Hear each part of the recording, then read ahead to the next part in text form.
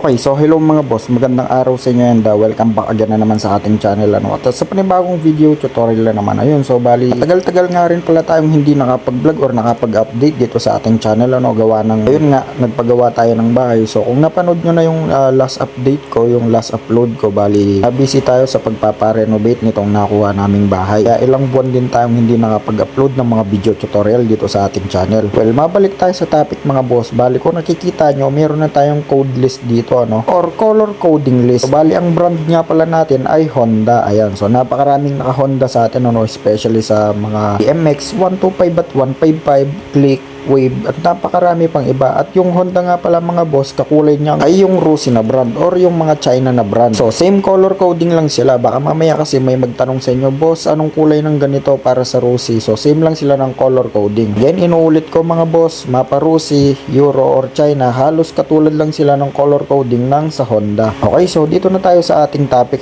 So bali kung mapapansin nyo dito, meron tayong color at saka yung function. Nakalista na yan mga boss, so hindi na tayo malilito dyan Okay, so bali una sa listahan natin ay yung kulay red na wire. Kulay red na wire na yan mga boss, so makikita natin yan sa positive terminal ng battery. So ibig sabihin positive source yan mga boss, or yan yung supply or live supply ng ating motor. Kaya kapag ginamitan nyo ng test light yung kulay red na wire na yan, automatically iilaw yung ating test light. Okay, next naman natin mga boss ay yung kulay green. So dito sa listahan or sa function niya, ang kulay green daw ay for all negative terminals. Okay, tama naman siya mga boss. So yung kulay green ay yung negative. So makikita naman natin yung mga boss, yung green na yan, nakatap yan sa negative terminal ng battery. So ano-ano nga ba yung mga parts or components na nangangailangan ng negative na supply? Okay, so isa-isahin natin mga boss. So unang-una dyan yung battery. So kailangan ng negative ng battery natin. Kaya naman may negative na wire dyan. Next naman ay yung starter motor. So kailangan din ng negative nyan. Regulator or rectifier, kailangan din ng negative nyan. Yung CDI, syempre, kailangan din ng negative nyan. Yung ignition coil, kailangan din ng negative nyan. Even yung ignition switch natin, nangangailangan din ng negative yan. Syempre, yung busina, kailangan din ng negative nyan. At yung mga headlight at flashers, kailangan din ng negative nyan. Kaya lahat yan, merong negative na wire yan. At yung kulay nun ay kulay green. Okay, next naman sa listahan natin ay yung green at yellow. Or yung green na may lining na yellow. So, yan daw yung brake light natin. So, ibig sabihin, yung wire na yan, yan yung wire na nagpapailaw kapag tayo ay pipreno. Kung mapapansin yung mga boss, yung green ay negative, pure green siya. So, purong green siya.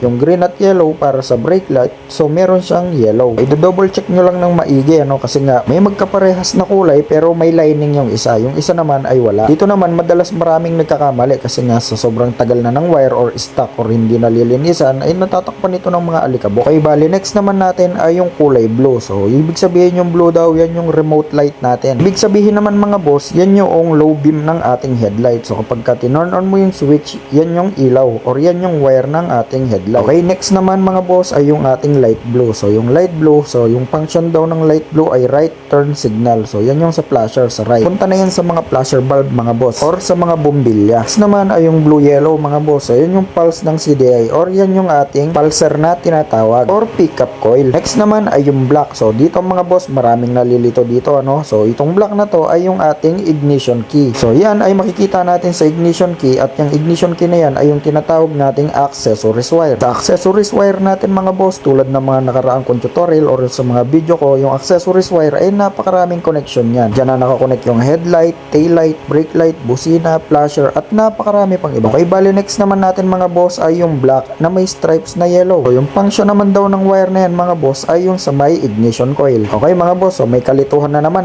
syempre may black na naman siya. So titignan nyo lang yung lining niya kung mayroon siyang lining or wala. Ang wire na yan mga boss, yung black na may lining na yellow, so makikita naman natin yan sa ignition coil. Okay, next naman mga boss ay yung black na may lining na red. So dito naman sa function natin, CDI is full daw siya. Yung black na may lining na red na wire na yan mga boss, so makikita natin yan sa stator natin at sa may CDI. Yan naman ang tinatawag natin na trigger or yung common. Yan yung nagsusupply ng alternating na current pagmula sa stator natin mga boss, papunta yan sa CDI. Okay, next naman mga boss ay yung chocolate. Yung chocolate natin, sabi dito sa function ay city lights. Kasi sinabing city lights mga boss, yan yung tinatawag natin na park light. Kikita naman natin yung kulay chocolate na wire na yan mga boss sa may bandang tail light, sa may bandang headlight kung meron man. Next naman mga boss ay yung kulay white na wire. So sabi naman sa function natin mga boss, yan daw ay close up light. So ibig sabihin yan yung high beam ng ating headlight. And then next naman mga boss ay yung orange na wire. So sabi naman sa function, yan yung left turn signal. So left